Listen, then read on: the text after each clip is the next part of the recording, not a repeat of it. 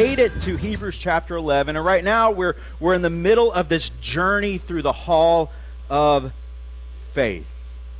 And as always, when you're progressing through a study on a particular book of the Bible, it's really important to always be up to speed on where you're at in that particular book. So some of the things that we've already covered really quickly, we need to understand the background of this letter. This letter was written to a group of individuals, a church body, where they were experiencing some drama, some turmoil, and stuff inside the four walls. But they were especially experiencing stuff outside the four walls, some intense persecution on that church, and it was causing certain individuals within the church to say, you know what, I'm just going back to my former ways. It was easier back then, before I, had surrendered my life to Jesus Christ and all that, because that kind of changed some things, and now I'm in a situation where it's kind of difficult, it's kind of hard. I think I'm going to go back. The writer of Hebrews, seeing the great danger in that, says, I got to deliver a letter. I got to send a letter telling them, don't go back. Don't go back. Why would you not go back? Because you have the better option with where you're at. When you're at that place, when you're within that structure where Jesus Christ is the centerpiece, where everything revolves around him, why would you go back? In fact, Jesus is the greatest way for God to communicate a message to mankind. He's the culmination of God's revelation, and you have him right there. You're reading about him, you're studying about him, everything's centered around him. Don't go back. He's the better option. He's the better option, but he also provides the better outcome. Because of Jesus Christ, and because of a place where Jesus Christ is the focus and the centerpiece, you can have a better outcome in this thing called life. A better outcome than the world could ever even come close to giving you. One of the things that you can have is you can have encouragement.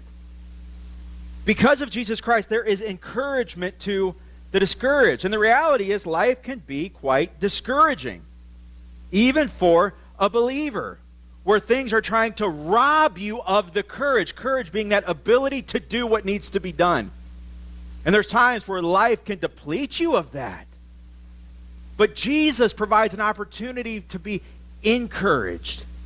And he's brought a group of believers together called the local church, that's part of the global church, where we meet together. And one of the things that we're to do every time we gather in the purposeful meetings is to encourage one another, to motivate one another. So as life's trying to discourage you, Jesus gives you the opportunity to be encouraged on a regular basis. Another better outcome is this confidence that you can have through Jesus Christ. The confidence in the uncertain. Because in this life that's filled with uncertainty, there are certain things that we can be certain of if Jesus Christ is our focus. No matter what it is that we're facing, we can face it with confidence if we're truly surrendered to Jesus Christ. If we're truly walking this thing through him. We can walk it through one or with one who gives us some great promises found throughout Scripture. Some things that we can have confidence in. So we can have confidence in the uncertain. And last week we began looking at Hebrews chapter 11. And we began seeing the better outcome that is faith for the future. You can have that with Jesus Christ. You can have faith for the future. Now faith is vitally important. Because as the writer of Hebrews has already told us, it's the difference between living and dying. We've already seen in this letter that the just shall live by what? Faith. The just shall live by faith. So if you're wanting to live eternally, and if you're wanting to live in this thing called life, even in the here and now, you've got to have faith. But that faith has to be placed in the right things, especially in the right one. Jesus Christ. With that being said, we must remember what faith is. Last week we defined faith. It's a firm belief in something or someone, but it goes beyond that. Biblical faith is this inner persuasion of things being real and true, even if they are not currently seen. We saw where faith, it's what makes the difference in life. In small, minute ways, faith makes a difference, but faith in Jesus Christ makes all the difference. And for a believer, the faith needs to be something like this: forsaking all, I trust him. That acronym of faith that you see oftentimes shared all over Facebook, social media, and all that faith. Forsaking all, I trust him. Now, it's a cute thing that we can plaster all over the place, but do we truly understand that? Do we truly grasp that? That's what faith in Jesus Christ is. It's not just some casual thing where it's just like, hey, I got faith in Jesus Christ. It's this forsaking all. You can have all this world, but give me Jesus, that type of thing. Forsaking all, I trust him. Him being God, him being Jesus Christ, him being the Holy Spirit that indwells us. The God who gives us faith to live for him, but also the one who grows our faith as we live for him. We began this journey through this thing that we call the Hall of Faith. As we see faith displayed, as we consider the awesome examples that we saw last week, but then also what we're going to see this week, I pray that we're encouraged in our faith. I pray that we're encouraged to grow in our faith. Just as you walk through a Hall of Fame in this thing called temporal life, and you see the pictures of individuals or the busts of individuals' faces, and you see the memorabilia, and it's got a story with it where somebody accomplished something great, and because of that they're placed into the Hall of Fame. Like I mentioned last week, you're never going to see me in the Pro Football Hall of Fame, because just look at me. You'll never see me there. I don't have the athleticism. I don't have the ability. And I can go and I can journey through the Hall of Fame and say, oh, that was nice. I enjoyed it when we went there. I enjoyed it. To be able to look at that kind of stuff. It was fun. But it didn't motivate me to go out there and get on the football field and, man, it's not too late yet. I'm going to go out there and I'm going to make it. No. But when we journey through the Hall of Faith, we see average, ordinary individuals. Nothing real special about them. They just were like just you and me, just common people. But they're in that Hall of Faith because this ordinary individual, these ordinary people, they placed their faith in an extraordinary God who did some things through them. God accomplished things through ordinary, average individuals. And in turn, there was extraordinary things that had taken place.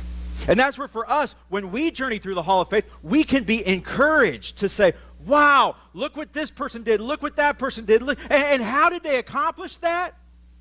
Not because they had all the right training, not because they had all the right abilities, none of that. They accomplished all of that because they placed their faith in God.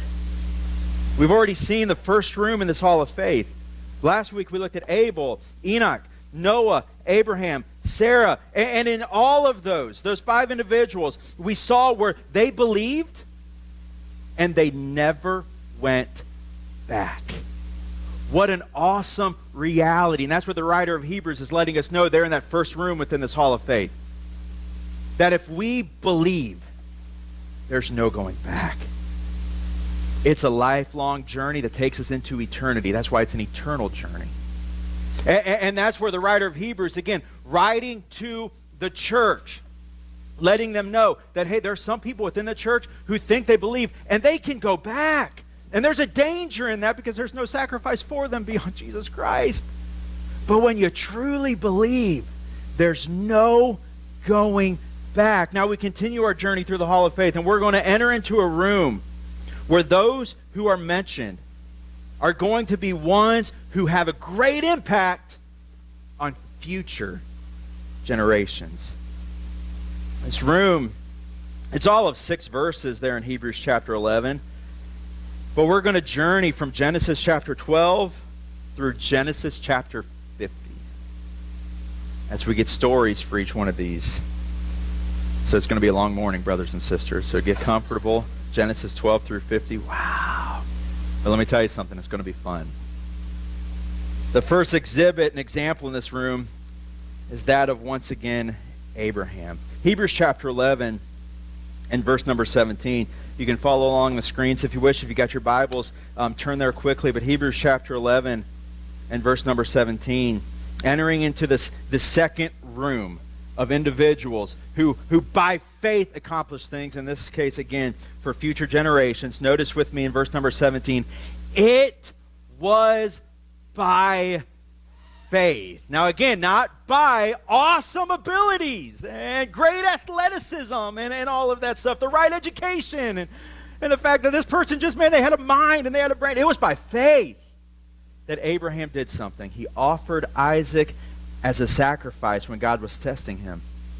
Abraham, who had received God's promises, was ready to sacrifice his only son Isaac, even though God had told him, Isaac is the son through whom your descendants, future generations, will be counted. Abraham reasoned that if Isaac died, God was able to bring him back to life again. And in a sense, Abraham did receive his son back from the dead. The lesson that we get from this picture is this. When it comes to Abraham, G on your outline, faith-filled, sacrificial offerings are willing offerings and have a return. Now, it's important that we remember Abraham's story. God had given him a promise. Abraham, you will have children. And your children will have children, and their children will have children, and it'll become this great nation. I mean, look at the stars and look at the sands on the sea, and it's going to be even greater than that. But at the time of this promise, Abraham was well past the age of being able to even think something like that were possible. But yet, God had told him that you would have a son.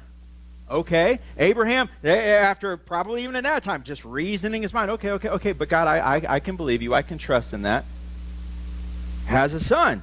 Now look with me to Genesis chapter 22.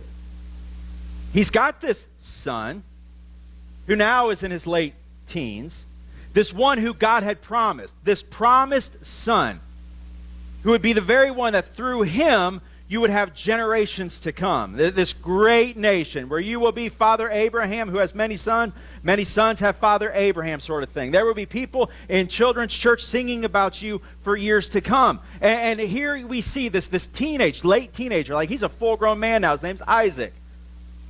Big guy, full-grown man. And you've got old, aged Abraham. Even when the promise was given to him, he was old. Now he's really old. Genesis chapter 22. Look at verse number 1. So sometime later, God tested Abraham's faith. Abraham, God called. Like, visualize this story being played out. Abraham, yes, he replied, here I am. Something that he's said different times throughout his life's journey. Here I am, God, here I am. What is it you're saying? Where is it that I should go? What is it that I should do? Those different things by faith, by faith, by faith. Well, here he is, one of those things. Okay, God, you're calling for me. What now? What is it? And God delivers this message to him. Take your son, your only son, your only son. That's mentioned here not only because it's Abraham's promised son, but there's also a picture that's going to be painted throughout this text of something that was to come later on with God and his only son. So take your son, your only son, my only son, my only son. Yes, Isaac, whom you love so much, and go to the land of Moriah. Okay, so I'm going to take my son on a journey. Maybe we're going to go camping. I don't know, but I'm going to take okay, we've got that. Now, it's important to understand that where he's telling him to go to this land of Moriah is the exact place where a couple thousand years later, God would sacrifice his one and only son, whom he loved so dearly. There's a picture being painted here. Go! All right, we'll go. What are we going to do? You're going to go and sacrifice him as a burnt offering on one of the mountains which I will show you. Imagine being in Abraham's sandals right there.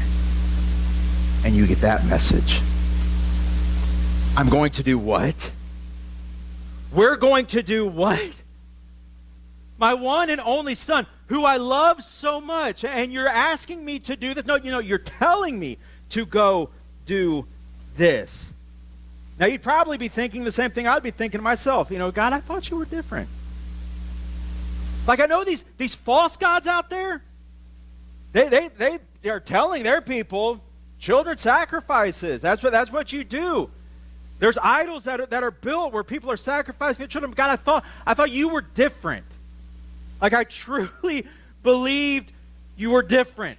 And here you are telling me to sacrifice my child. Well, I want you to know that God, he is different. And even though Abraham, he reasoned and he wrestled with it for a time, he came to this conclusion. Again, remember what we found in Hebrews chapter 11. He came to the conclusion that, okay, so even if he does die, even if he is sacrificed, God will raise him up again. He promised this. He said this. This has to play out.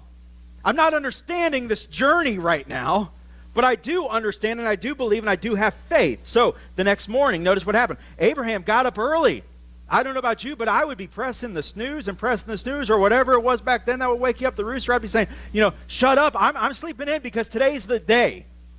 But the next morning, he got up early. He saddled up his donkey. He took two of his servants with him, along with his son Isaac.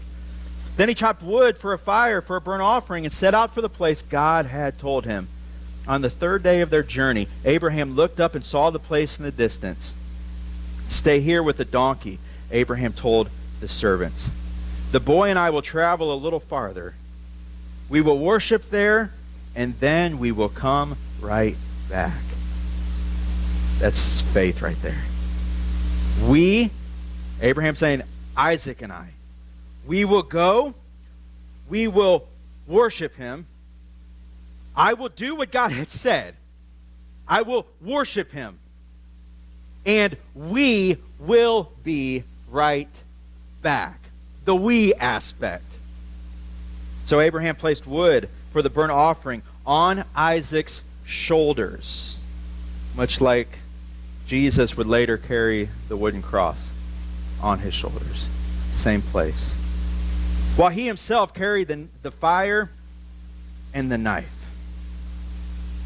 Now again, all throughout the story, I'm thinking to myself, Matt, if you were in that situation, you were Abraham, Malachi was Isaac, and you're on this journey, what would you do? Again, I already told you, I would be trying to, in my mind, I'm like, I would sleep in that day. I would try to figure something out. I would look at one of my servants and say, hey, can you dress yourself up to kind of look like Malachi today? I swear, we're only going for a short walk. I'd be, on my way and saying, I dropped the knife someplace and I don't know, God, I'm sorry. I can't, complete. I would be in my mind doing a lot of this, but it was faith. By faith, Isaac found himself the ability to do what I would think in my mind I'd have the inability to do. He found himself accomplishing something that I'm like, man, on my own, I couldn't accomplish that. So they're going, and he's got the fire, he's got the knife. As the two of them walked together, Isaac turned to Abraham and said, Father. Yes, my son, Abraham replied. We have the fire and the wood, the boy said, but where is the sheep for the burnt offering? Verse 8, God will provide a sheep for the burnt offering, my son, Abraham answered. Believing that right here, looking at this, the sheep, it's sounding like it's Isaac himself. God will provide the sheep. God's provided the way for future generations, and he's right here with me. And he's going to be sacrificed. Now, I used to, look at this and think to myself, well, the faith aspect was, he was believing that God was going to provide somebody else, and it's one of those where, God, you're really not going to play this thing out, on this thing. But he's believing, like, Isaac, sheep's here. God's going to provide the sheep. God provided. And they both walked on together. Now, when they arrived at the place where God had told him to go, Abraham built an altar and he arranged the wood on it. Then he tied his son Isaac and laid him on the altar on the top of the wood. Now again, we're talking about big Isaac and old Abraham, but this is taking place. So you see this faith aspect even for both of these individuals. Now notice here, verse number 10, and Abraham picked up the knife to kill his son as a sacrifice at that moment. So understand, this wasn't some long, drawn-out thing where Abraham was waiting and like struggling in the wait. This was going to be a quick act. So he's there, he's tied up, and it's one of these things like this. Now again, in my mind, I used to think of it as one of those, okay, God, sir, you got to show up. All right, God, I've got faith here. I'm believing for something. I'm waiting for you to hold my hand back. Let's just take a little longer. And that's not how it was. This was an act by faith. God, you said it. So it's going to be done. So he grabs the knife and in a quick act, but at that moment, the angel of the Lord called to him from heaven. Anytime you read Old Testament text and you see the angel of the Lord, it's Jesus himself. Not some angel of the Lord, which you see that throughout the Old Testament. Here it's the angel of the Lord. Jesus himself says, Abraham! Abraham! Yes, Abraham replied. Again, here I am, ready and willing to listen and to carry this thing out. Don't lay a hand on the boy, the angel said. Do not hurt him in any way, for now I know that you truly fear God. You have not withheld from me even your son, your only son. Remember, a couple of thousand years later, Jesus himself, the one who says, Abraham, no, the picture's been painted, the illustration's there, don't lay a hand on him. The very one who knows 2,000 years later, he's going to take a journey on that same mountain with the wood on his shoulders. And he's going to make a sacrifice that'll impact generations to come. Then Abraham looked up and he saw a ram caught by its horns in a thicket. So he took the ram and sacrificed it as a burnt offering in the place of his son. Abraham named the place Yahweh Yireh, which means the Lord will provide. To this day, people still call the name, to this day, people still use that name as a proverb. On the mountain of the Lord, it will be provided. And what a beautiful proverb that is for us today, who can look back at the sacrifice that took place 2,000 years after this one and say, on the mountain of the Lord, it will be provided. Then the angel of the Lord called again to Abraham from heaven. This is what the Lord says, because you have obeyed me and not withheld even your son, your only son, I swear by my own name that I will certainly bless you. I will multiply your descendants beyond number, like the stars in the sky, the sand on the seashore. Your descendants will conquer the cities of their enemies. And through your descendants, all the nations of the earth will be blessed, all because you have obeyed me. And that obedience was faith-filled obedience, brothers and sisters. Now we look at that. What an awesome impact on future generations. Then they, Abraham and Isaac, returned to the servants. And they traveled back to Beersheba, where Abraham continued to live. So in a sense, Abraham did receive his son back from the dead. Why? Because in his mind, it's going to be as God said. He knew on that journey, I'm going to sacrifice my son. But we're going to go back. Because God promised him. It was already one of those where as he's looking and he's looking at his son, God will provide the sheep. He's looking at his son as one who, I'm going to sacrifice you in just a few moments. But we're going to journey back. That's the faith within this story. Now, why would Abraham do all of this? Why was he willing to sacrifice his one and only son? Answer is simply because God told him to and because he believed in God's promises. With all of that, a few quick points here. Number one, was this: faith allows one to act upon what they do not yet see. So faith, it provides for a spiritual sight. The promises of God allow one to hold on to something even during the wait. So you be encouraged with the promises of God, even when you don't see the reality being lived out. But then also, even if God has to raise the dead, he will keep the promise. That's the type of faith that Abraham had here.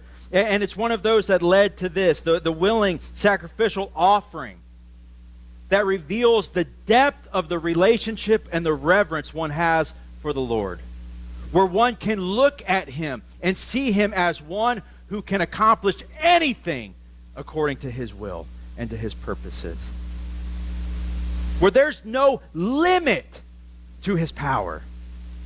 That's the type of faith that we see Abraham displaying here. That's the type of reverence that he has for God. But it's also the type of relationship that he has for God. Brothers and sisters, may that be something that motivates us, that encourages us, that challenges us in our faith walk. What are the things we are willing to do? What are the sacrifices? What are the offerings we're willing to give him? The sacrifices that are willing to be made. That if you said it, God, and even if I don't see how it's all going to play out, I understand your words and I understand your promises. And I've got such a relationship with you that I know when you say no good thing with you will you withhold from those who walk upright, I know that's true. When you tell me that even in this life there's going to be trials and there's going to be circumstances, there's going to be troubles, but yet it's all going to work out for the good of those who love you and are called according to your purpose, even though I don't see it right now, even though I might not feel it right now, I have the faith in the right now. The more we respect and reverence God, the more we are willing to do what he tells us to do in his revelation, that is his word, the Bible. I love the story of King Frederick William III of Prussia. During his reign, he found himself in some trouble, and the nation was in trouble. They were in a series of wars that had been costly, and they were trying to build up the nation again, and he was seriously short of finances. I mean, it's one of those where we can't pay to get this stuff done that needs to be done. But he couldn't disappoint the people. And he came up with this idea. I don't want the enemies to see that, man, we don't even have the money to even, build back up infrastructure and all that stuff. Our roads are just, it's just bad. It just looks bad. And I can't let the enemy think that we're weak. But I also want people to know that we got things figured out and under control. So he thought about things for quite a while, and he decided to do something kind of innovative, unheard of. He asked the women of Prussia to step up. And he asked them as their king to bring their jewelry of gold and silver and to bring them to him so they could melt that down for the betterment of their country. We need something. We need finances. We need gold. We need silver. Women, as the king, I'm asking you, bring your jewelry. Bring all your jewelry to me. And he told them, he determined that he would exchange something for the gold and for the silver. So for every piece that he received, he would give them a bronze or iron symbol of gratitude. And each one of those would be decorated and inscribed with these words, I gave gold for iron, with the date 1813. So he puts that out there to everybody within the country, to all the women, and he thinks, I don't know what's going to happen here. But much to his dismay, the women came in droves. The response was overwhelming. So that the women, they're giving their jewelry, they're giving all of that stuff. And what he found really overwhelming was as they were leaving, they were clinging more tightly to that bronze or to that iron than they were to that gold. They willingly sacrificed that gold and held on to that symbol of gratitude given by the king. The reason for that, crystal clear. Those decorations that they were given were proof of something, that you were willing to sacrifice for your king. It also revealed the reverence they had for their earthly king. Now for us, when we look in Scripture and we see certain things where God says, I'm asking of this, or I'm requiring of this, and here's what I'll give you in return. Do we have that same sort of desire? Do we have that same sort of inner persuasion? Do we have that same sort of faith that says, okay, God, I don't quite understand it, but okay, I will give this to you. I will give my life to you. I will sacrificially offer myself to you. And what I get in exchange, I will cling to that far more tightly than anything I would have had in this world. Brothers and sisters, the sad reality is that for many people who profess Jesus Christ, this story about this king in Prussia and the reverence that people had for him, we as a church, we do a horrible job of showing that we truly have a reverence for our king, or even a relationship with our king. When we look around and we say, God, the things that you're asking me to do, I'm not going to do it. I can't sacrifice that. But yet we have Abraham who by faith sacrificed his one and only son. That's the exhibit of Abraham in this room. Now moving on in the Hall of Faith, we're going to see Isaac, the very one who willingly laid down on that altar, who could have fought back against his aged father, but yet he willingly allowed himself to be tied up, to be laid on this altar. And you may think to yourself, well, that would be a great faith point to kind of reiterate that it was by faith that Isaac laid down there. But the writer of Hebrews doesn't include that one. Instead, he says this, verse number 20, it was by faith that Isaac promised the blessings for the future to his sons, Jacob and Esau. What? Like, what's that all about? Like, did you not do anything bigger and better than that? Well, as we consider this verse, we're going to see that H in your outline, Isaac, we're going to see that faith-filled acts that serve God's sovereign will can bring people to greater faith and set up others for their future. Let's unpack that a little bit.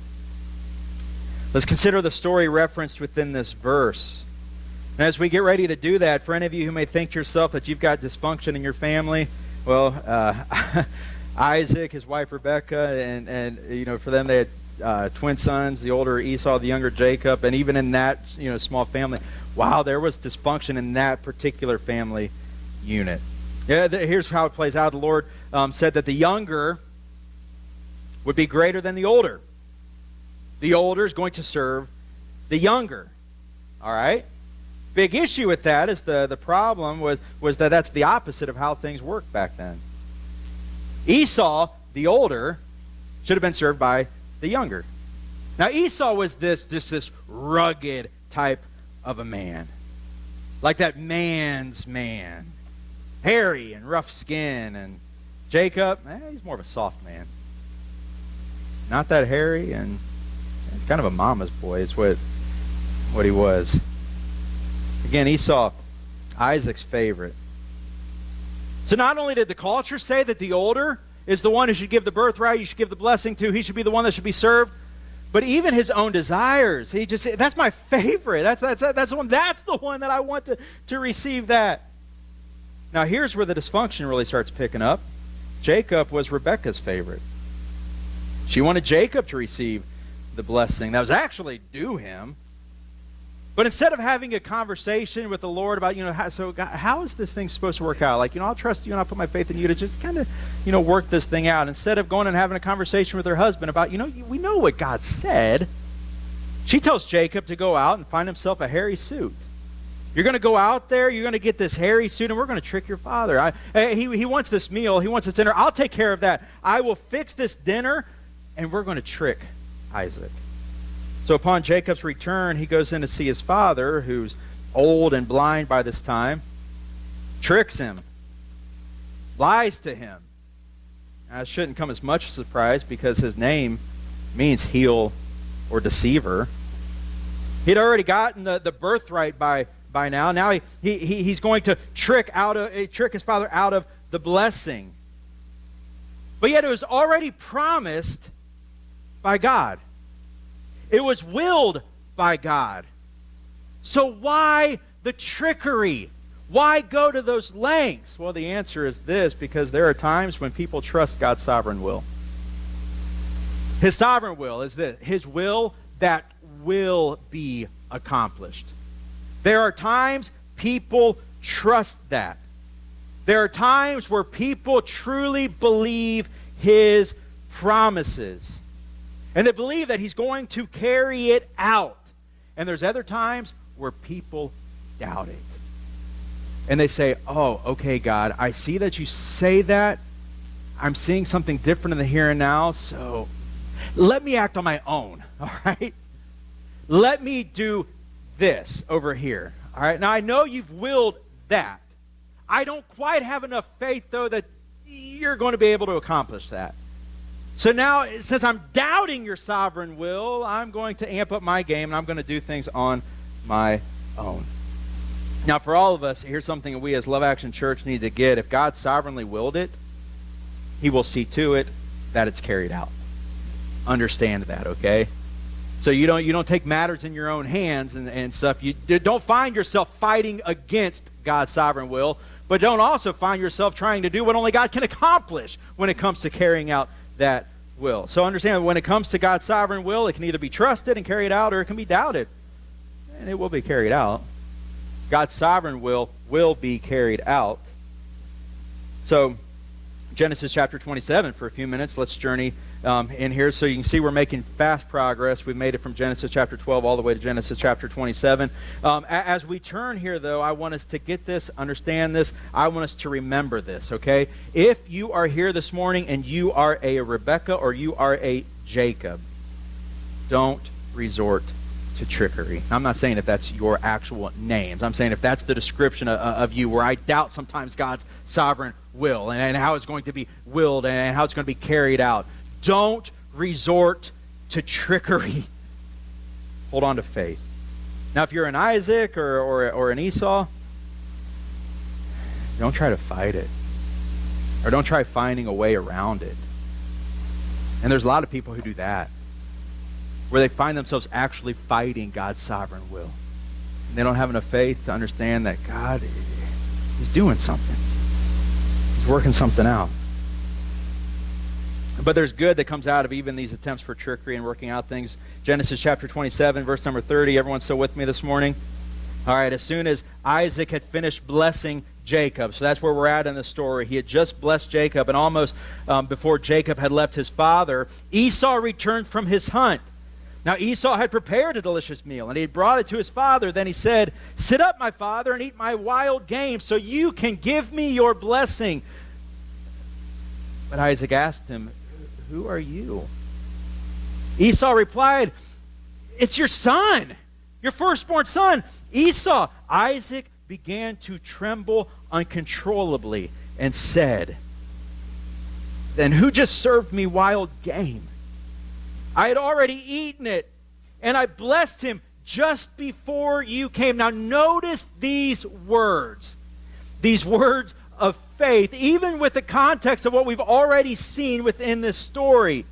I've already eaten it, and I blessed him just before you came, and yes, that blessing must stand.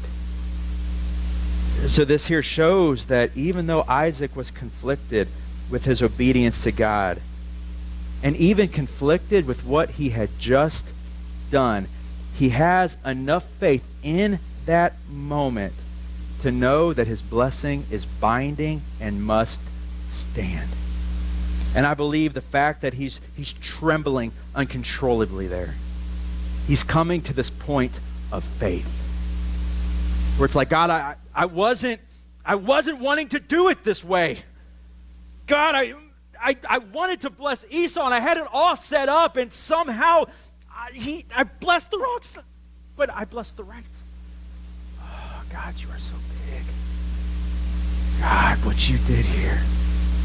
And he looks at Esau and says, the blessing must stand. When Esau heard his father's words, he left out this loud and bitter cry. "Oh, my father, what about me? Bless me too," he begged. But Isaac said, "Your brother was here. He tricked me, and he has taken away your blessing." Esau exclaimed, "No wonder his name is Jacob, for now he has cheated me twice. First he took my rights as the firstborn, now he has stolen my blessing. Oh, haven't you saved even one blessing for me?" Isaac said to Esau, "I have made Jacob your master, and I have declared that all his brothers will be his servants. I have guaranteed him an abundance of grain and wine. What is left for me to give you, my son?" Esau pleaded, "But do you only have one blessing? Oh, my father, bless me too." Then Esau broke down and wept. So picture this thing taking place. If you're that father and you're looking at your son, your favorite, And he there as a full-grown man is just weeping uncontrollably and crying out and just saying, can't you do something for me? What would be going on through your mind? What would be going on through my mind? How do I walk back what I've done?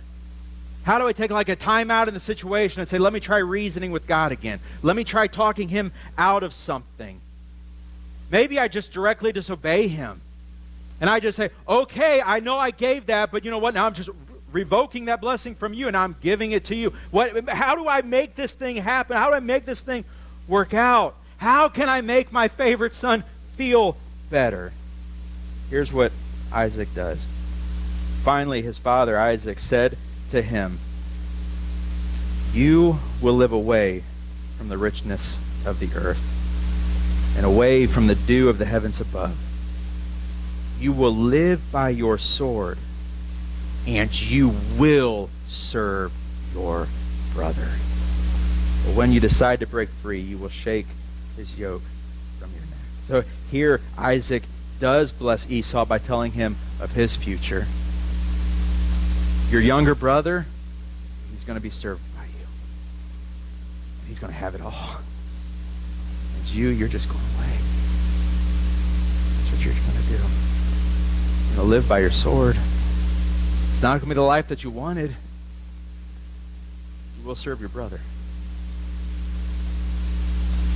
It's not the blessing Isaac wanted to pass on at all to Esau, but it's the blessing he did pass on to Esau. And as all of this played out, Isaac's faith was challenged. And Isaac's faith became stronger. You see, looking back upon the story, here's what you see. You see 4 out of 4 characters who acted ungodly. Not a single one of them acted godly, but yet, if we look here, we see Isaac's mention in the hall of faith because this story was a big part of his faith journey. God worked in that story. And because of how it played out, Isaac's faith in God worked out for the better for future generations to come. In fact, he was investing in future generations by doing what God had told him to do, even though he didn't want to do it. But yet he still had that faith that said, okay, God, what you say, when it's done, it's done. That's why we can say that faith-filled acts that serve God's sovereign will can bring people to greater faith. That's a lesson for each and every one of us. But it can also set up others for their future. 2 more figures in the Hall of Faith when it comes to this particular room that we're going to look at this morning, a little quicker. Verse number 21, Hebrews chapter 11. Again, looking at people who in this room are looking beyond their lives toward the future. Now, it was by faith that Jacob, when he was old and dying, blessed each of Joseph's sons and bowed in worship as he leaned on his staff. This is one of my favorite when it comes to Hebrews chapter 11, verse number 21. Like we're talking about old Jacob here. We're talking about a Jacob who had lived a long life of lies and deceit and trickery and worldly living. I mean, this guy was a long-time con artist. He was a long-time manipulator. But yet here he is at the end of his life looking at his grandsons and carrying out an action of faith. Now, we can move on here with just that thought and say, okay, well, that's pretty cool. But we're not going to do that.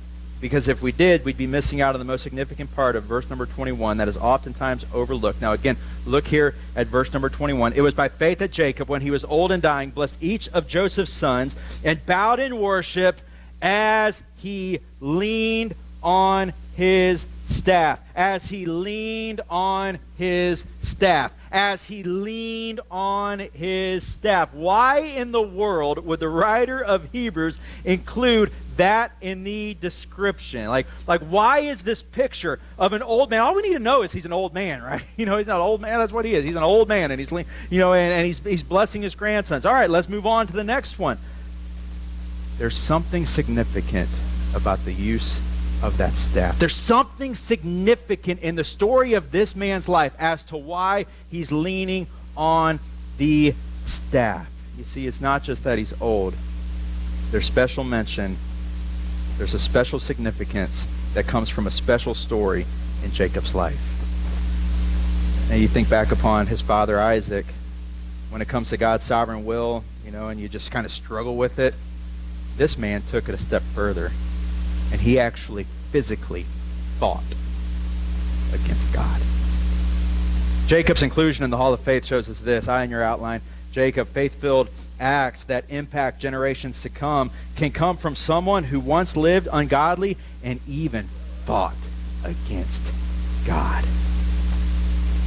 Now, all of us here this morning have lived out ungodliness in this life. I don't need to, take a quick poll on how many of you ever lived out ungodliness. We all have, especially before coming to know Christ. And many of us, if not all of us, have experienced a time or two or a few hundred times where we fought God on something, where God says this is going to take place, and you say, no, I'll fight you on that. I'll fight you on that. But none of us would have a story that goes to an extreme like that of Jacob, the heel, the deceiver himself. In Genesis chapter 32, we see recorded a real, true life event story that took place in Jacob's life that changed everything for him, including his name. Look with me to Genesis chapter 32, verse number 22.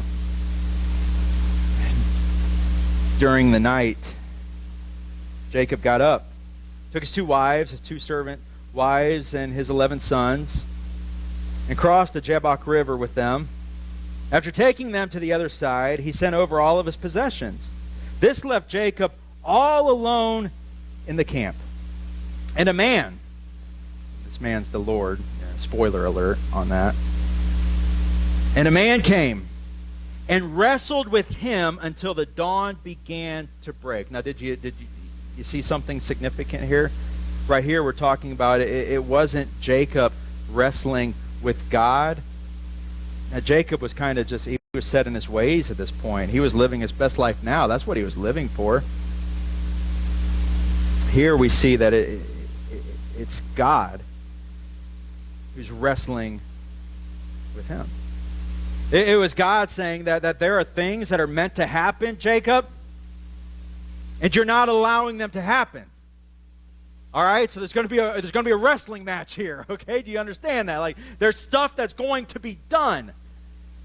There are times when individuals wrestle God, and there are times when God wrestles the individual. You may have experienced both in your life. One is where you're trying to get God to see things your way, and the other is when God says, you will see things my way. 2 different things. Verse 25. When the man saw that he would not win the match, in other words, when he saw that Jacob was not going to submit on his own, this wrestling match of, just call uncle, just tap out. He's not doing that. Well, he just touched Jacob's hip and wrenched it out of its socket. Then the man, the Lord, said, let me go, for the dawn is breaking. It's like, okay, just give it up now, will you already? Well, now Jacob says, I will not let you go unless you bless me. So park there for just a moment. At some point, Jacob realizes this is no ordinary man that he's in a wrestling match with. And seeing the Lord, something changed inside of him. And now Jacob is saying in a sense, even though you've already proved you're stronger, you have the upper hand. I'm the injured one here. My hip has been wrenched out of socket just because you touched it. Like, I know the things that you're able to do. I'm not going to let you go until you bless me. Like, to me, that's an awesome story. That's like an awesome picture there. What is your name? The man asked. Even though he already knew. But he's wanting Jacob to say what his name was. He's wanting Jacob to say by his name who you are. So he replied, Jacob. I'm a heel. I'm a deceiver. What I've done my whole life. That's who I am. Verse 28, your name will no longer be heel. Deceiver. Jacob. The man told him, from now on you will be called Israel. Israel means God fights. Because you have fought with God and with men and have won. Please tell me your name, Jacob said. Why do you want to know my name? The man replied. Now the Lord knows Jacob, who is now Israel, knows who he is already. You already know who you were in a wrestling match with. So then he blesses Jacob there. Verse 30, Jacob named the place Peniel, which means face of God. So again, Jacob knows who he was wrestling with, for he said, I've seen God face to face, yet my life was spared. Jacob knows that God could have ended it at any point, but he chose not to. The sun was rising as Jacob left Peniel, and he was limping because of the injury to his hip. You read that in the original language, the way that it could read is that he walked with a limp. When he left there, he walked with a limp. He walked with a limp, and he continued to walk with a limp. And for the rest of his life, he walked with a limp, which was a reminder of what had taken place. That there was this wrestling match where God was wrestling with him, and then he began to wrestle with God. And now he has this reminder. And the mention of the staff in Hebrews chapter 11 is a reminder that there are times when individuals live with the recognition that God is merciful in our lives. Like, God, you could have ended it at any time, but you're merciful. And God is even merciful in our limps. There are also times where people don't see the mercy in that. Brothers and sisters, get that in your thinking. God is merciful in our lives. Even when he's wrestling with us. Even when we're wrestling with him. No matter how our lives play out, but he's also merciful in our limps. There's times when we see God's mercy, where we feel God's mercy, experience God's mercy, and there's other times we don't. We're like halfway between third and home here, pressing on the accelerator. One more account of an individual whose act of faith is more about the future than it is their own life. This one being Joseph, a man who lived a life of faith. Just think about Joseph. Lived a life of faith since he was a young boy sold into slavery. He lived a life of faith. He kept his faith, sold into slavery, going there, serving Potiphar, gets lied on by Potiphar's wife, gets jailed, but yet he held on to his faith. By faith this, by faith. I mean, we could have included a lot of things even to this point, but there he is in prison, continuing to faithfully serve God. Interprets two dreams. One of the dreams for the cupbearer who's released. Pharaoh's cupbearer, like Pharaoh, one of Pharaoh's top guys. And he interprets a dream for him. The cupbearer says, hey, I will remember you when I get released, only to forget. And there he is, still in prison, forgotten about. But yet he kept his faith. Interprets a couple dreams for Pharaoh. And all of a sudden he finds himself as an individual who is in charge of all of the land of Egypt. And that entire journey was a faith-filled journey. Because of that, he's able to help his family during a time of famine. There is a lot the writer of Hebrews could talk about when it comes to Joseph, but here's what he says about Joseph. Verse number 22, it was by faith that Joseph, when he was about to die, said confidently that the people of Israel would leave Egypt. He even commanded them to take his bones with them when they left. That's the story? That's the one that's included.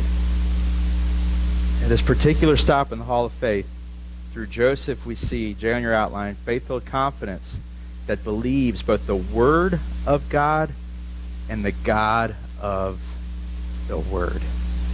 There's this confidence again. They were going to a land. You understand, brothers and sisters? Children of Israel, they were going to a land. And even if it was his bones that were going to make it to that land, he was going to that land.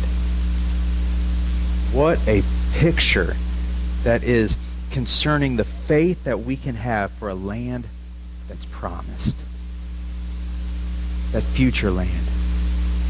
It doesn't have to play out like we think it should in our minds if we're individuals of faith. Look real quickly, you don't have to turn there, just follow on your screen. Genesis chapter 50. Remember the man that we're talking about, Joseph, all the things we talked about in his faith story. What a man of faith. See how this played out. Genesis chapter 50, verse number 24. Soon I will die, Joseph told his brothers.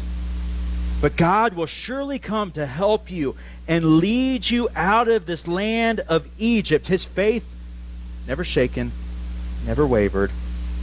He will bring you back to the land he solemnly promised to give Abraham, to Isaac, and to Jacob. And Joseph made the sons of Israel swear an oath.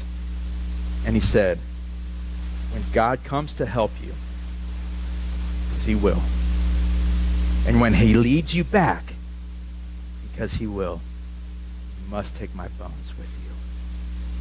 So Joseph died at the age of 110. The Egyptians embalmed him, and his body was placed in a coffin in Egypt. Understand, brothers and sisters, part of faith is believing the promises of God even when the circumstances of life say otherwise. That's why you can have life if you live by faith, even when the circumstances say otherwise. Oh, God's going to take you to a land, huh? Looks like you're dying here. Oh, my bones are going to reach that land. Because God said it. I love how John MacArthur describes the faith of Joseph here depicted in this verse. He said, Joseph did not die in the despair of unfulfilled dreams. He didn't die saying, oh, it never came, it never came. He died saying, it will come. That's faith. Part of faith is believing that life extends beyond this life. So you've got an opportunity to either be so discouraged with how things are playing out in this life, or you can live this life encouraged, realizing that life extends beyond this life. Closing comfort and challenge this morning comes by way of a final point. Okay, in your outline, the above four in this room, here's what they did. They considered future generations. And here's the comforting thing that I want to leave you with this morning. Is I want you to take comfort in knowing that there have been past generations who have considered you in their journeys of faith. Like, how comforting is that? That even the people we're reading about who lived thousands of years ago, they lived their lives of faith, understanding that it's going to impact you and I today. And how comforting to know that there are past generations, people who we've never met, family members who we've never met, like, great-grandparent, great. Not even family members, but spiritual family members who lived their lives of faith because they had you on their mind.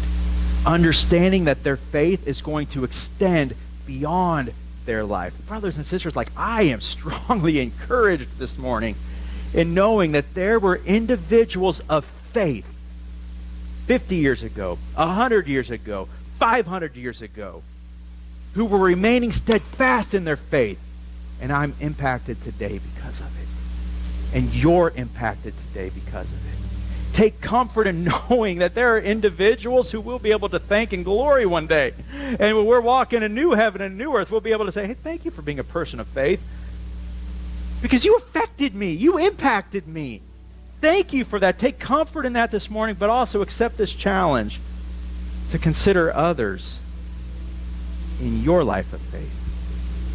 Even the generations to follow. Consider how we are living right here, right now. Consider the things that we're living for and the effect that it'll have on the lives of the generations to come. And regardless of whether you've lived a great life of faith up to this point or you're just needing to begin living a true life of faith, I want to encourage you to start now. Like, do it now. So that sometime down the road, if the Lord tarries, 100 years down the road, 200 years down the road, 500 years down the road, the same message can be preached to a congregation.